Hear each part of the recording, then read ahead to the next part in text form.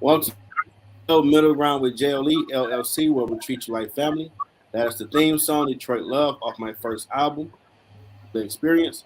Only music and copyright. Don't mute on Facebook. Welcome to season 12, season premiere. Wow, been grinding for a minute. Another amazing guest for you. I have to give it up because I interviewed her amazing son, Brandon Brown, not too long ago. I had a privilege and honor to introduce his amazing mother. We get our accolades together, and I've learned. Fellow Wayne State University alum and consultant for Humanistic Care Consulting. Should I say it right? Quisha Brown. I say it right? Keisha, Quisha hello. Brown, MSA, MPA. Welcome to the show. Thank you very much for having me. I appreciate you for doing it. Yes, thank you. So, first question: what led you to this path? Oh wow. Let's see. Take your time. When I saw that question, I was really thinking hard because there are a lot of things that led me to this path of Mm-hmm. working in the nonprofit industry. But I think the most prominent thing that truly led me into this path was being rejected in a lot of different areas. So, what a lot of people know about me, they know Okay. that I am accomplished nonprofit consultant, that I've written several articles, that I'm the creator of this awesome logic model approach to um, create impact in communities of color and to help nonprofits with that. They know that I am a mother of three beautiful children, Mm-hmm. perfect, two boys and one girl, um, and been married 20 years to the love of Awesome. my life. And so it really looks like the white picket fence. Like I've got everything all together, all Okay. figured out. But what many people don't know about me is that, and like I mentioned, I've experienced a lot of rejection in relationships with love, rejection in my career, rejection in business, just rejection in all different areas. Okay. But when I think back over my life, I think back to my son, who you interviewed recently, who's now on his way to medical school. And when I had him, I was a single mother on welfare, trying to figure out where I was going to get my next meal from, and where and I had pictured being married, and the my son's father marrying me and wanting to spend the rest of his life with me. It didn't turn out like that. Mm-hmm. For many it doesn't. And so I was left with, what am I going to do? Do I want to continue the generational cycle of just poverty and just continuing to allow generations after me to be in poverty as well, my son? Mm-hmm. It was a lot on me. And so I remember standing in the welfare line, 4 months pregnant with my son, and with my son in my stomach. And I just felt so ashamed. I felt like a failure. I felt like I had just let down my parents, everyone that was counting on me to be different and not to end up a statistic, single black mother on welfare. Mm-hmm.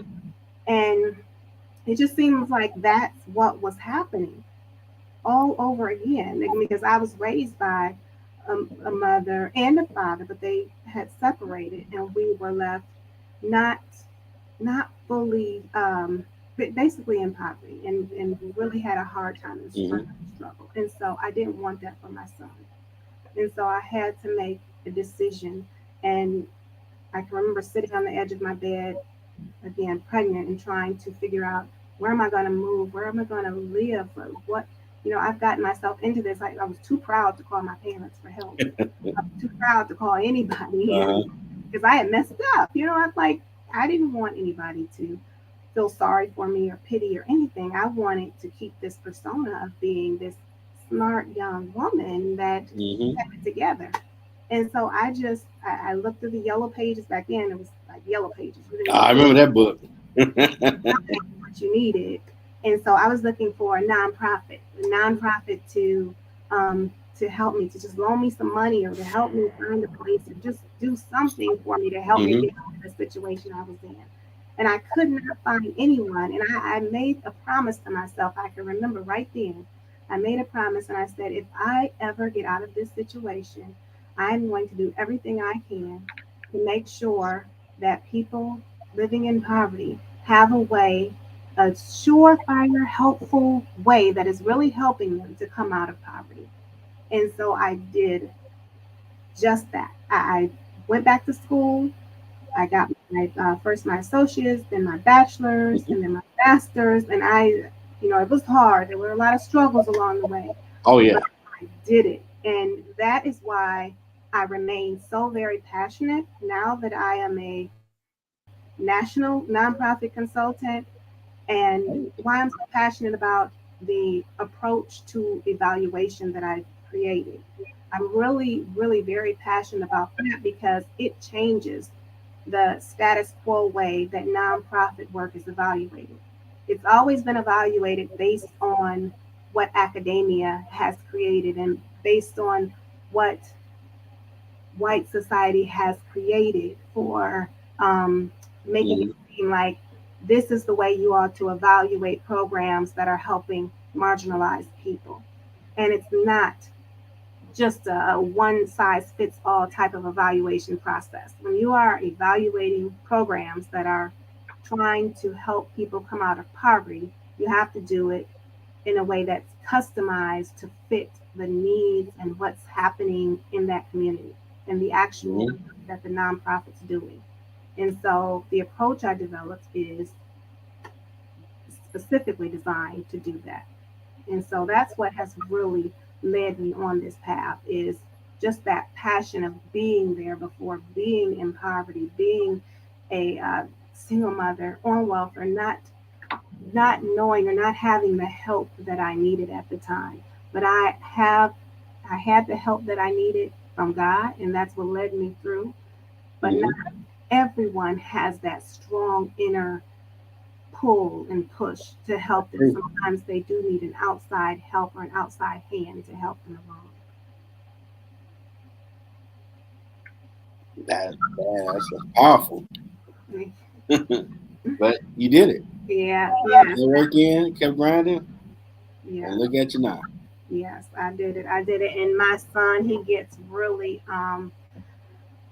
tired of because I always remind him of the things that I went through because right, the life we live now is so much better and so much different than where we came from. And I always try to make sure he stays grounded mentally and knowing that there are people out there that need help. And I think in my heart that God really had to take and humble him because I know he shared his story about his breakdown, his Mm-hmm. breakdown and everything. And so that is what really helped to humble him and help him see what it's like to live in poverty because he shared a story about being on Medicaid and receiving mental health services on Medicaid and not receiving quality services. And I told him, I said, now what if you didn't have the option to come on your parents' insurance?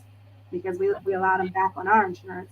But what if you didn't have that option and this is all you had? You And stuck. so you exactly. And so that opened his eyes and he was like, you know what? I think I've got that passion in me now too to want to help people in poverty and people that only have a Medicaid to be able to help them with their mental health issues. And so I'm so very proud of him too as well. Yeah. Shout out to Brandon. He's doing phenomenal stuff. Yes. Now we're gonna get that rubric you created, but for the purposes of people that might want to learn about Yes. Yes. this, we'll start with what is humanistic care consulting. So humanistic care consulting, it started out as humanistic home care consulting. Okay. So some people search it, they might still see the home care piece of it. Mm-hmm. And that was prior to the pandemic. So when the pandemic happened, the home care situation really got messed up and it was hard to even get into it. But at the same time, I had been working like more than maybe 15, 16 years in nonprofit, in the nonprofit where I was a director for a mental health organization. And Mm-hmm. I had been working on that. And so that really led me to back to helping nonprofits. And so I started helping nonprofits. And so I thought about like, how do I make this switch from home care to helping nonprofits? And so sometimes, God has got something else planned for us, but we think that, oh, well, if I do home care, then, there's a need there, so I can do that. But really, we have to follow our passion. We have to follow what's inside of us to do, and what will we do for free, for no money at all. If money didn't matter, what would we do? And so what I decided was that I would do nonprofit consulting for free because I enjoyed it so much. And so we are majority offering nonprofit consulting. However, for moving forward into 2024, we're going to start having retreats. Oh.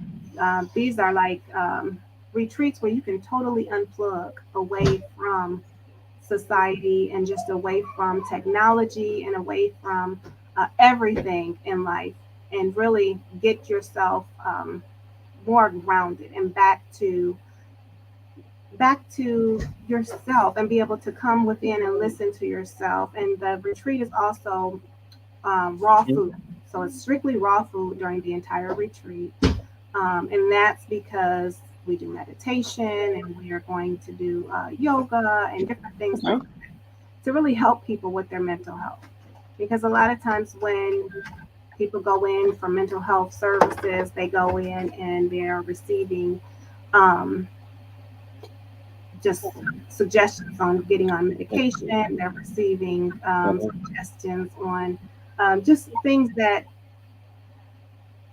are what the medical industry created to say this is what you need to help Okay. your mind um, straight and keep your mind um, leveled. And you really don't need all of that. What you really need is to go within and just have peace and quiet within yourself, and start to push out all of the drugs and the marijuana, the drinking, because all of that gets in the way of our Mm-hmm.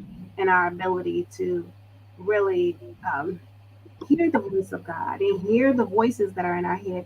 And if you don't believe in God, but maybe there's a higher power of some kind, maybe you call in something Mm-hmm. else.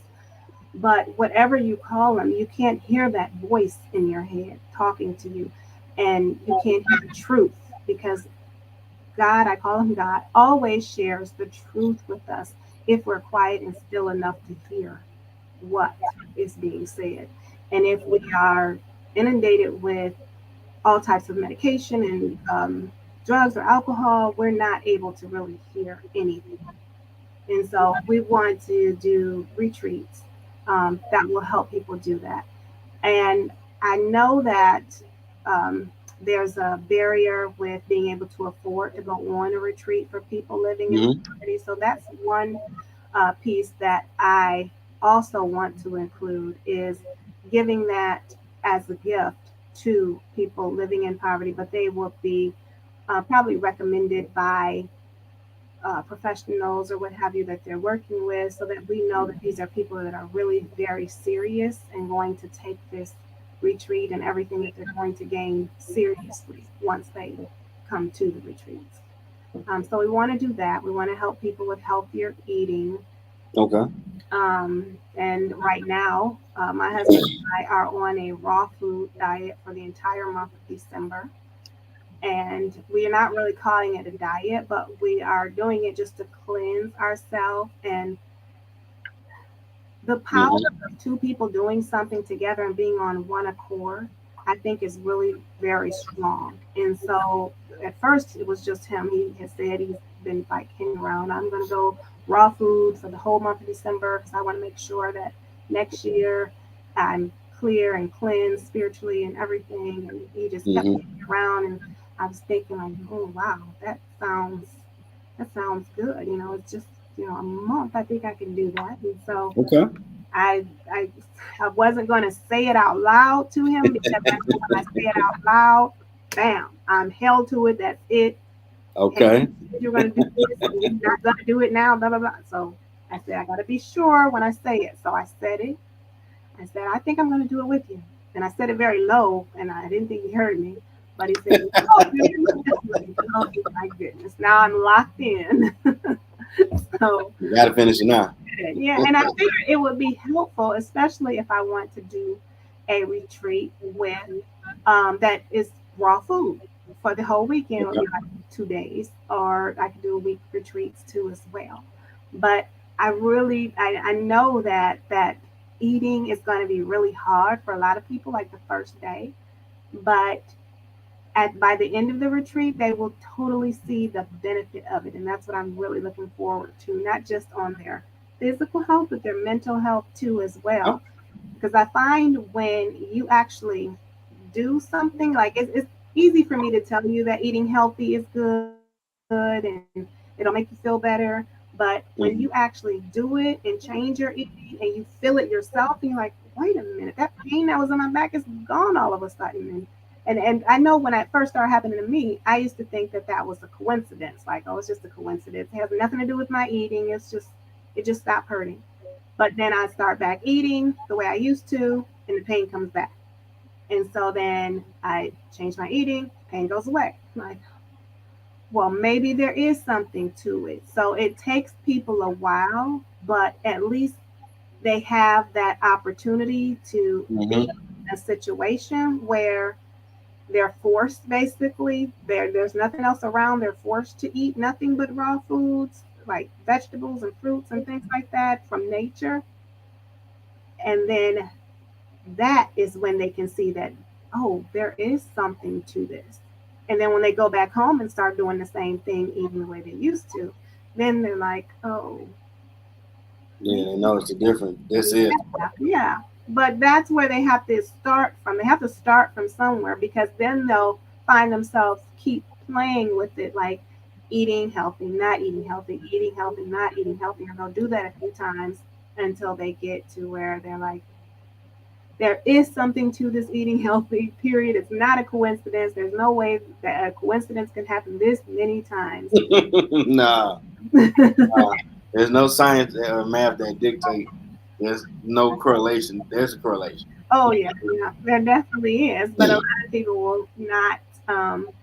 They'll just ignore it. They know that they can heal themselves if they're eating it. They know they can get rid of Hmm. diabetes. A lot of different things can be done. Like with your body, you can heal your body if you really change the way you're eating. And so, it really takes a strong, it takes strength to really do it because it took me, I think, 6 years to really start eating better or eating healthier.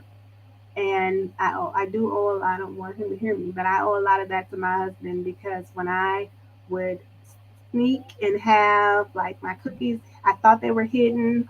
I thought they were hidden, but they weren't. And, my I have my little McDonald's stuff hidden, and it ends up in the garbage. I mean, there were lots of fights and stuff we used to have. Like, you throw away my food, that's money. Blah, blah, blah, blah. But I was like, Hmm. eventually I said, you know what? And my health started deteriorating. My doctor told me I was on the pre-diabetic line, so I need to be careful with the sugar. I'm like, pre-diabetic, and then she told me I had arthritis was in my knee, and I'm like, what? I'm not that old yet. What?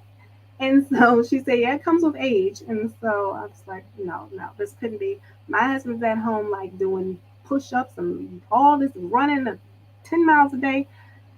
There's something to what he's doing. So Hmm. I was like, okay, I'm going to change and I'm going to start eating better. But it took me a while. It took me a long while. But I got there. It's not anything that happens overnight, definitely. That's true. I know someone, Big Bro Doug said it's a voice delay, Oh, uh, there it is. but it'll be all right. Okay. Technology. So, what is the role of a consultant with this Oh, doctor? the role. So I help. Um, I help nonprofits. A lot of different nonprofits. Some of my top clients are Neighbor Works America. Um, Kellogg Foundation has been one.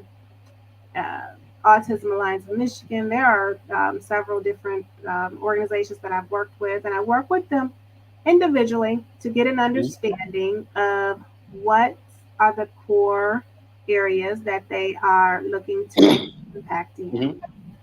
Mhm. And a lot of times with nonprofits, they have so much that they're trying to do. It's always so broad. It's a lot that they can get kind of confused and lost in it all, especially when it comes to measuring their impact and seeing how well they've served people at the end Okay. of the program.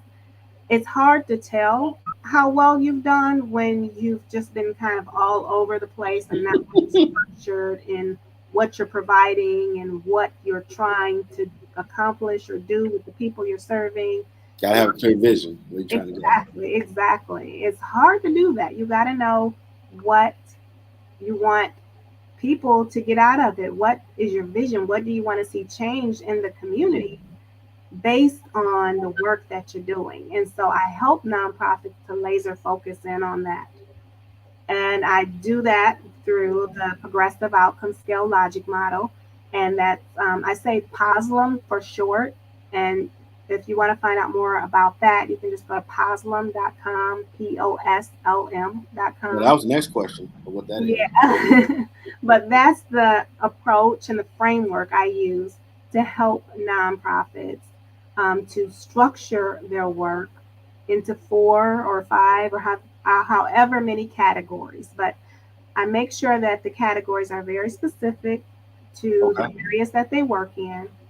And the next thing we do is look at each of those areas and define very specific indicators or things that they want to measure in each one of those areas. Okay. We also work to develop a targeted a problem, like what problems are they trying to address in each one of those areas, Hmm. and what's the goal that they want to meet in each one of those areas. And I Okay. make sure that there's a different problem and a different goal for each area. But I help Now, them to become more structured and bring it all in because they tend to be very all over the place at times. now, if you can give like a rough percent of they didn't have your system what it was, so they used it in the result, just to give people an idea. Okay. So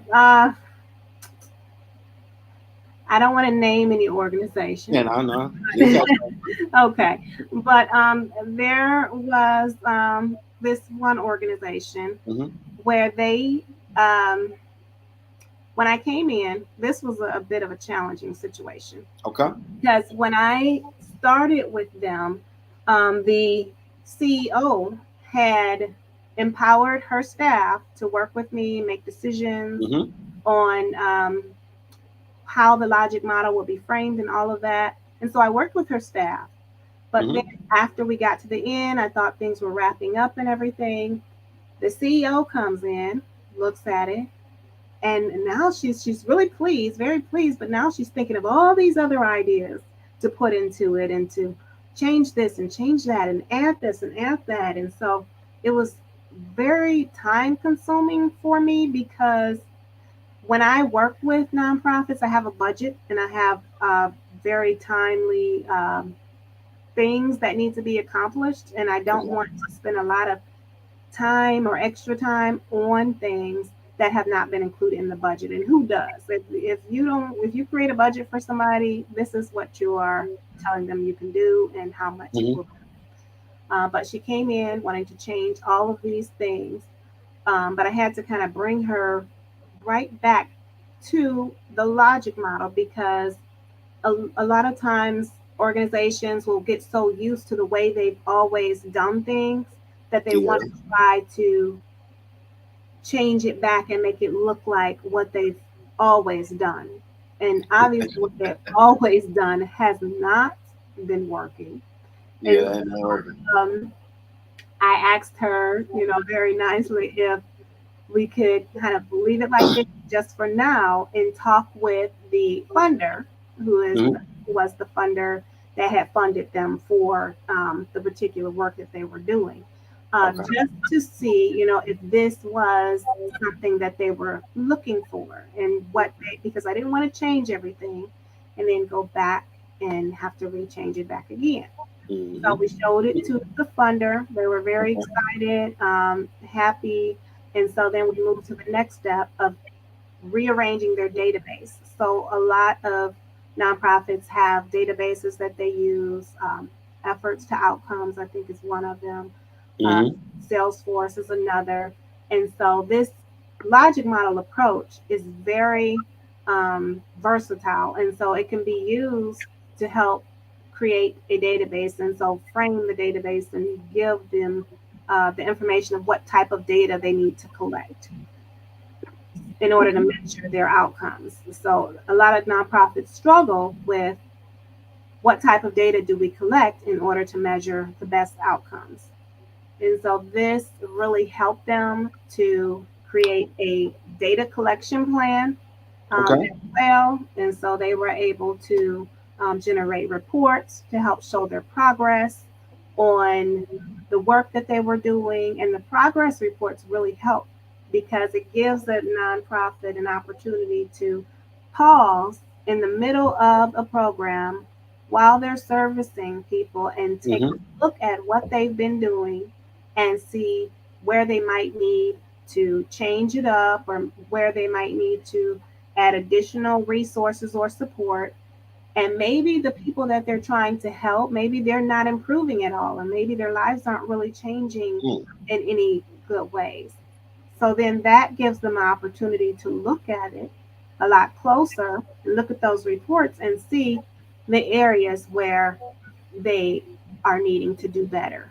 And so that's really important too, because a lot of nonprofits will wait until the end of their whole program cycle and Okay. they'll try to create subjective surveys that they give survey questions. How well did you like our program? Oh yeah. How well did the program serve you? And so those are very subjective because they're asking people their opinion. They're not really collecting any hard Hmm. evidence or factual evidence that they really made any positive difference in the people's lives that they're serving. Numbers up. Exactly, exactly. And then they'll say 100% of people said that our program was Yeah. amazing. Woo, we're making impact. Oh no. It's not impact. And that's why it's so hard to really see any change in Okay. communities of color or in impoverished communities because you're not measuring anything that matters. And so the progressive outcome scale logic model helps organizations to measure what matters. And what matters is how much better off people are becoming. So this company, let's say, was operating at about what 70, 75.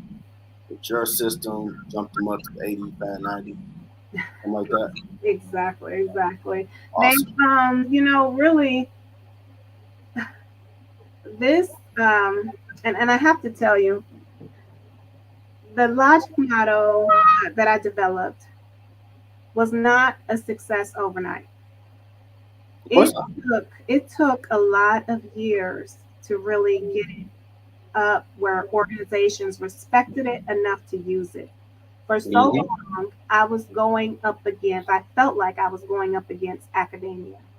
And I shouldn't have felt like that because if the nonprofit community and foundations really want to be more inclusive of people of color in evaluation and in measuring outcomes and in everything Hmm. across the board, then they should not shun people that are grassroots nonprofits because that's what I was a grassroots nonprofit consultant and no one would respect the logic model approach that I created. And I was even told by a very prominent um, company or nonprofit that if you want this logic model to be successful, you need to get academia behind you, or basically sign over your copyrights of this logic Oh, model wow. to our organization, and we can help you take it to the next level. And I said, thank you, but no thank you. Mm-hmm. And that Cause all happened you, to me. Yeah, that happened to me more than once. More cause than all once. you need is the data. Once you Yeah, keep getting to play with, that's the main thing I assume they're going to scrutinize. This yeah. thing don't work. Let me where your facts and your data so I can. There you go. Yes. Then once they find tooth comb, and like, oh, it does work. Okay, Yes, yes, exactly. okay, how can we work together now? Exactly. And in 2018, it was happening to me more and more. And Mm-hmm. something inside of me said, no, I'm not going to do that. I'm not going to just let you just snatch it away from me because I'm a woman of color and I'm from a small community. And You knew. I made this when the universities couldn't figure it out. And a little person like me created this. Mm-hmm. All that. I was trying to get it, in Wikipedia. They were preventing me from putting it in Wikipedia that I created it. That was a big Mm. fight. It's finally in there. Wow. But it only happened due to the pandemic. It only came about when in 2020 I had I was still trying to get the logic model approach, getting organizations to use it, and I was using it with the small grassroots nonprofits, Mm-hmm. but larger organizations wouldn't even look at it unless I had a university or something backing me. But in Mm-hmm. 2020, I got phone calls after phone calls from larger organizations. I'm talking about the National Community Reinvestment Coalition, um, Neighbor Works America, Kellogg. They all just start calling. Washington evaluators in Washington, D.C., they were Awesome. interested now because of the disproportionate impacts that the COVID pandemic had on communities of color. They were Mm-hmm. interested now in different types of strategies. It was obvious that the regular status quo or the traditional style of evaluation that had been created by academia was not working. And so then is when they Yeah. And wanted me to come in and do it. And I had no problem. I was ready. crazy. I was excited. And that's when I decided as well that I got to put this in a book because now people are calling me and There you go. all of the threats I had to take it away and people trying to say, hey, sign your copyright over to us and we will help Mm-hmm. you. I said, I'm going to put this in a book and that's my copyright because I couldn't afford at that time a patent to get a patent on it, Mm-hmm. patent lawyer and all of that. So I said, you know what, I'm going to put it in the book. And so the book is Racial Equity Lens, Logic Model and Theory of Change. And that was the first book I published in 2021, which describes the entire logic model approach. Okay. Arctic name. Okay. Mhm. That's awesome. And I mean, it's unfortunate we experienced a worldwide epidemic situation, but Yeah, there's a lot of stories out there of people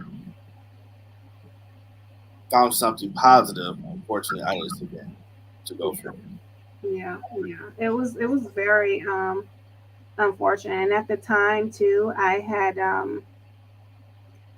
was working in I think in 2018. I mentioned I was a nonprofit director Mm-hmm. um, for a mental health organization, and I had left that position because of not really agreeing with the way evaluation was done. And, I love the position at that organization, but when we were assigned to work with an external evaluator and they just wanted to use the traditional style of evaluation to evaluate our Mm-hmm. program, I was I pushed back a lot because I told them that we need to make sure we're helping people. We can't just give them a survey and ask them how well they like the program. We've got to do more than that. We've got to get deeper. And Mm-hmm. so, of course, evaluators, I don't know if you've ever met an evaluator, especially a seasoned evaluator that's been doing it for years. They're not very open, or they weren't very open. I want to say, not today. They are Okay. more open today, but they weren't very open at that time, the particular evaluators that we were working with, to Mm-hmm. ideas from someone like me who didn't have a background in evaluation. And so it's like, Yeah. who are you trying to tell me how to do my job as an evaluator? And so, I just said, okay, do it your way. But I left. That's my son. Right. Shout out to Big Brandon. Yes. So I left that particular organization, Mm-hmm. and I got a job as an evaluator of Nice. a top evaluation firm. Top Awesome. evaluation firm. Now, I come into a top evaluation firm trying to tell the CEO of that top evaluation firm how to evaluate programs for marginalized communities, giving her my ideas and thoughts. Awesome. That did not go over too well. Of course not, but it's still awesome you got the opportunity. Yes, yeah, because again, this is a seasoned evaluator that has been doing it for years and years. Mm-hmm. And so that didn't last too long. And so I was respectfully asked to resign from my Mm-hmm. position. And so I left, but I did not stop there. I continued on, and for people out there watching, if you have a passion, if you feel strongly about something, continue on, regardless of That's true. what is coming against you. Because it's a reason you got that passion in you. And that reason is going to take you so far, like you won't even believe how far it can take you. So always Never follow. lie on that one. Yes, you'll never know. But if you let it go, then you'll never know how great you could have been, or how. And if you don't do it, somebody else will, and then you'll be looking like, wow, I was about to do that too, but they got you first. And so you've Mm-hmm. got to follow your passion. And so I continued on, followed my passion. In 2018, I became an independent nonprofit consultant. Nice. Yes, independent, and that's the difficulty I've shared with you from 2018 to 2020. It was really difficult, coming up against academia and all the Mm-hmm. professional evaluators, and it was hard, and I wanted to give up many times, and many times I did. I said, I'm going to try this. I'm going to try to do something else over here because this is not working. Maybe God didn't really mean what he said about that. Maybe I should just do something else. And so Mm-hmm. that's the home care came in too, because that was the humanistic home care was one of those moments. Mm-hmm. I was like, this isn't working. I'm going to do home care. Okay, that looks like an easy field, and or maybe I'll do this or that. And so, it just I didn't feel it. I didn't feel that passion, and so I always kept coming back to nonprofit consulting. I can understand that because I know it's either 2018 or 19.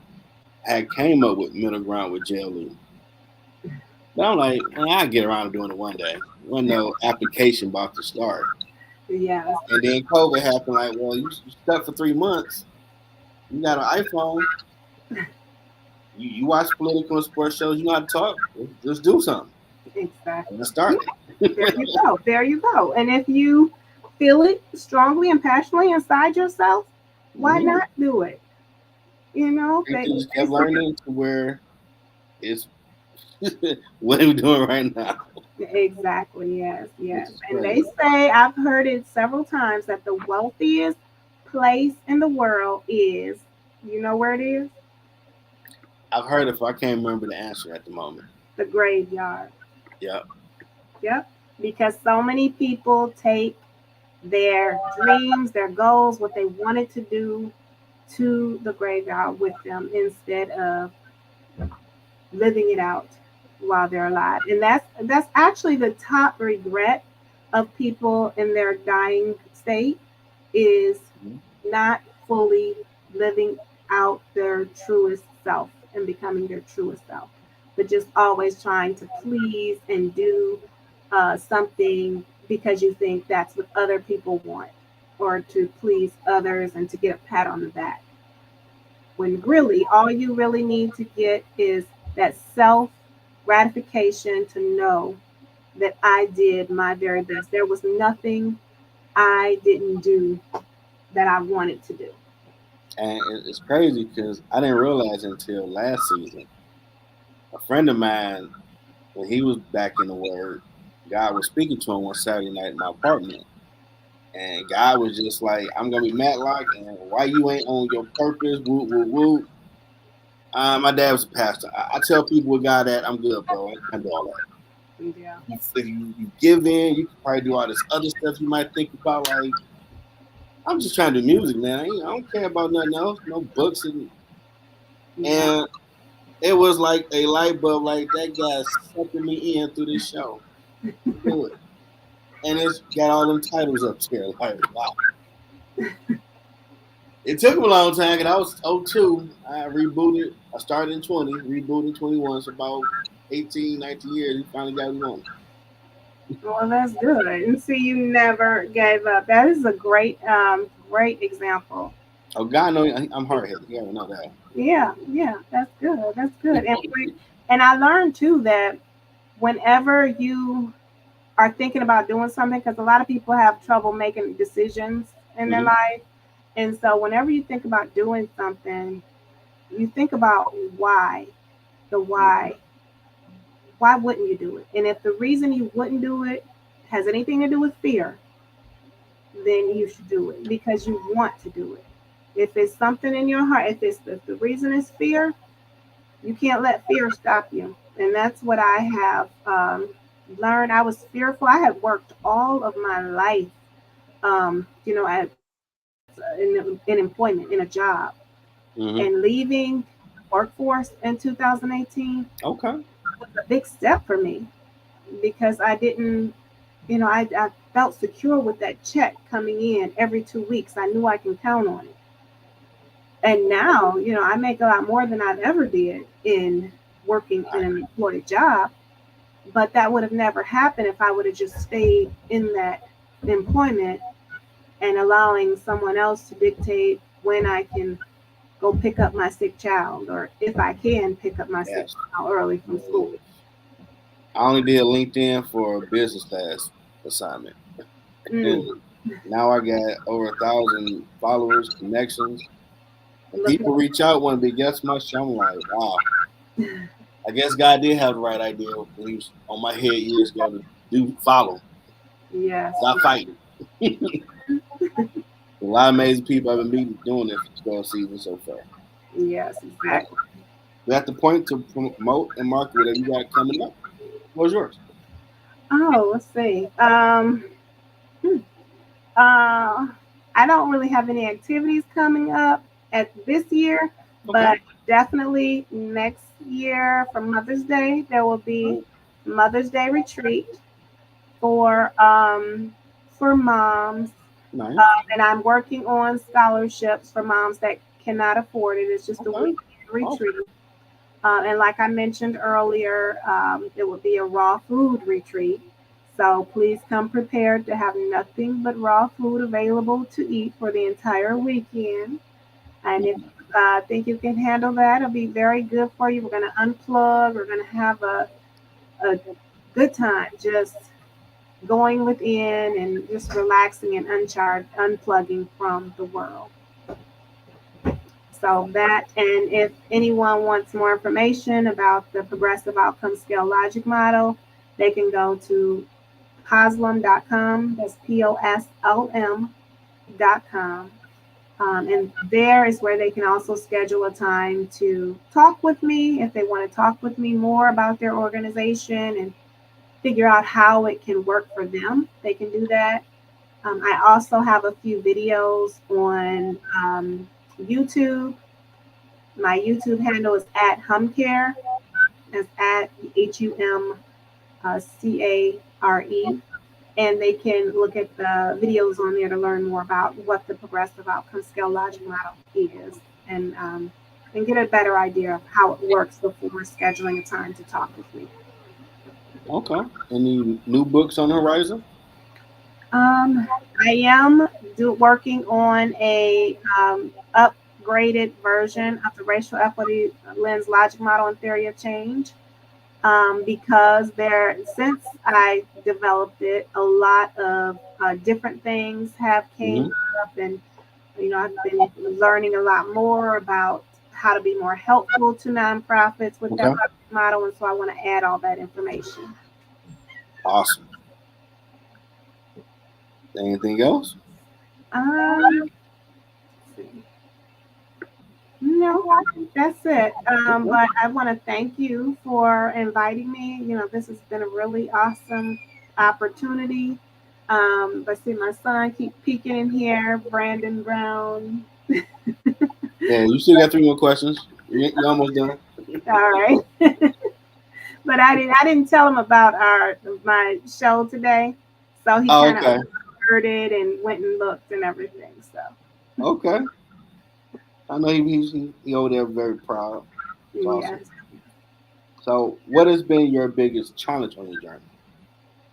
Oh, my biggest challenge. Uh, let's see. Hmm. I went through most of my challenges, but I think my biggest challenge would be just staying motivated and Okay. keeping myself motivated. Something I've learned is that you can't share your goals and a lot of things with Not with everybody. different people. Yeah, I've learned that.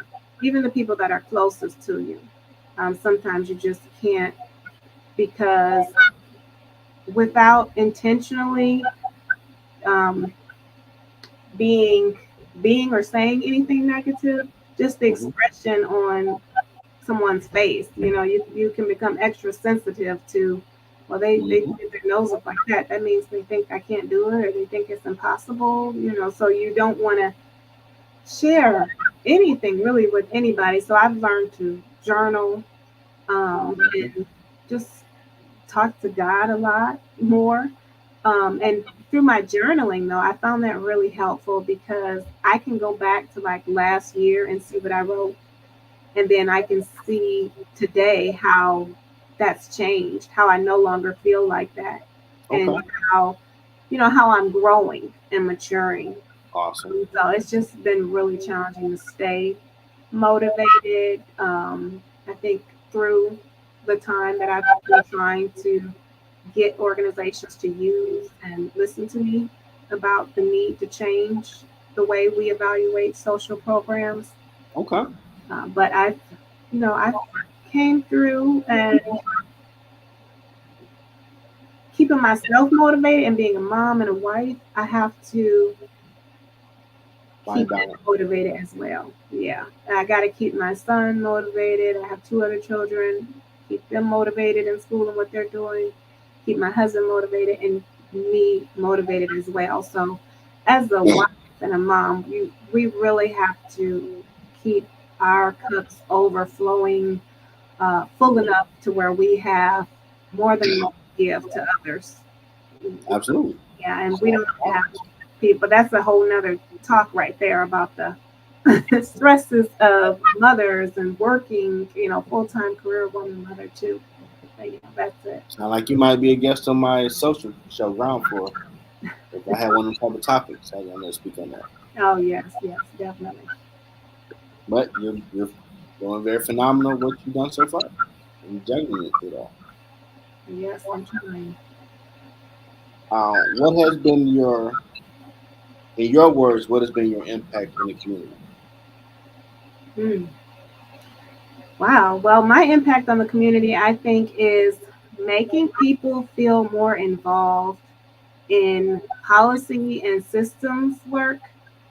A Okay. lot of times, people living, especially in impoverished communities, aren't part of policy decision making No. because, for many reasons, and most the time, the reason is they simply don't understand policies or what Mm-hmm. they're for, the language that's used in policies. They don't understand the way government operates and the different powers that they have to be able to change Mm-hmm. laws.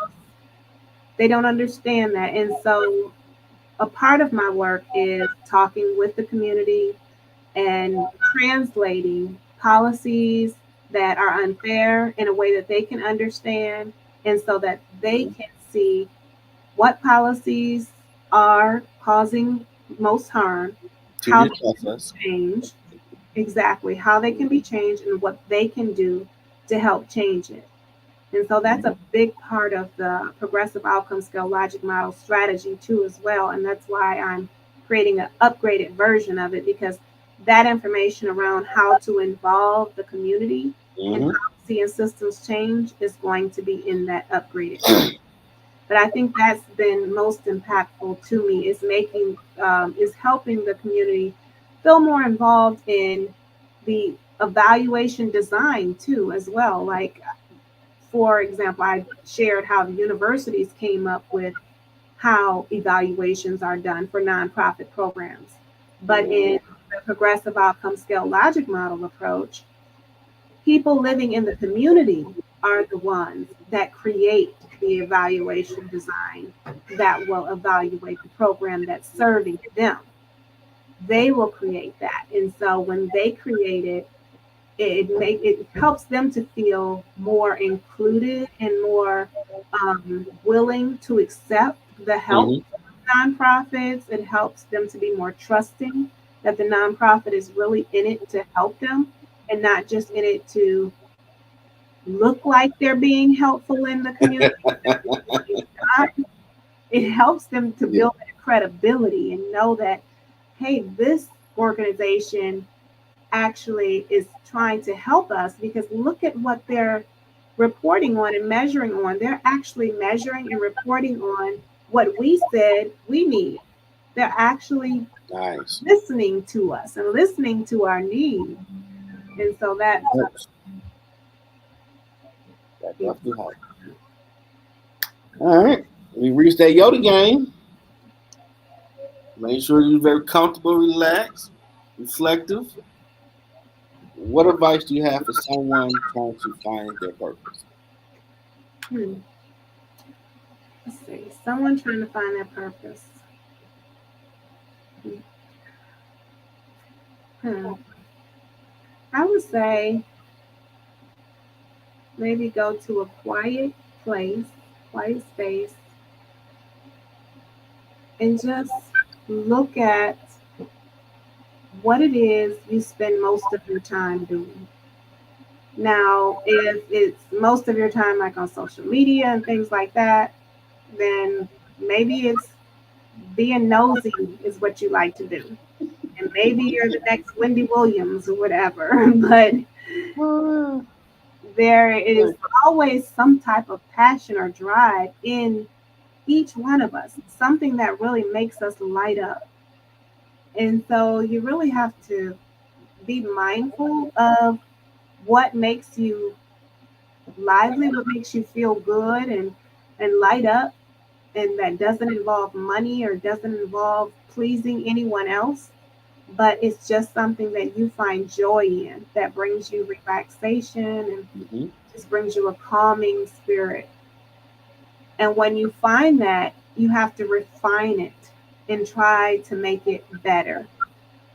A lot of people, they're good at a lot of different things. They know how to do this, they know how to do that, they do this and just all types of things, but they Mm-hmm. specialize in nothing.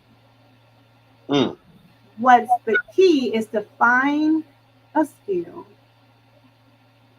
and refine it, build it, work on it, grow it, continue, continue, continue. Don't be all over the place, because if you're in a lot of different things, then that's what your life is going to reflect. It's going to reflect just chaos and just a lot of different things.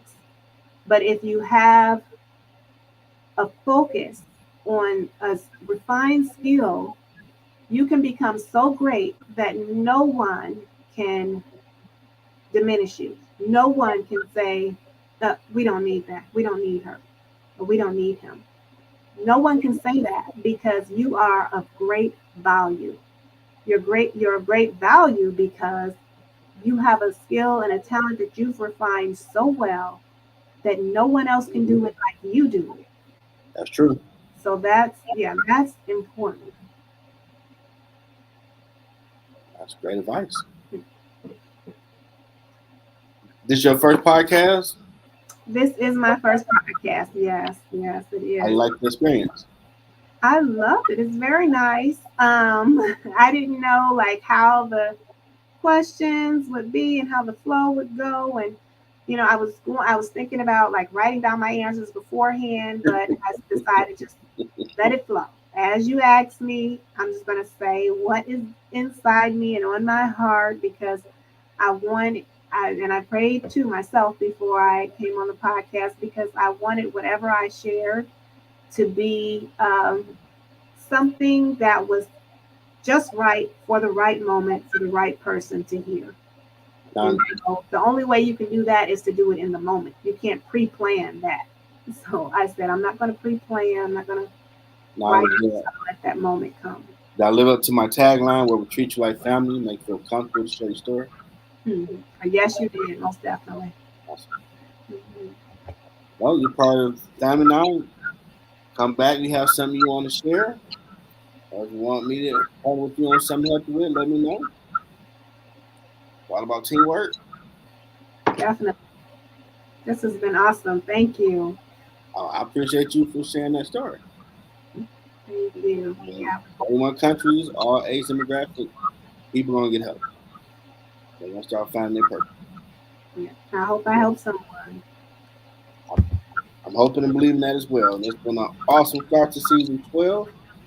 I want to thank fellow Wayne State University alum, author, national nonprofit consultant for humanistic care consulting, Quisha Brown, MSA, MPA. I said it right. Yes. Master of Science Administration and Public Administration. Now look at you. Hmm. Big titles. I'm waiting on the next book to come out now. Yes. I'm trying to put everything up on, well, the clips definitely will be up on LinkedIn. Try to Okay. put a little, what I normally do, because I've been slacking, put all your information up, how to contact you and everything, tag you in it.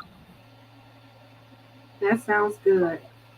I'll look forward because I was wondering if it was going to come up because I didn't see the advertisement come up, but I'll see the video come. Yeah, I put the, I know I tagged you in the flyer earlier. I put it up. You did? Okay. Okay. I'll look. Mm-hmm. Okay. That's probably why, because I know, like, normally I see a notification that, hey, I'm be on the show today. Like, I know I put her name there so she'll see it. Okay. There's something wrong. You know, first Yeah. busy, no problem. Yeah. I hope everybody enjoyed this season 12 premiere. Another amazing guest, another great show. Reach out to her. She can help you with your stuff. If you want to get out of poverty and do better or get into that field. And I hope everybody enjoyed the night. And we got more great guests next week. Till next time, everybody.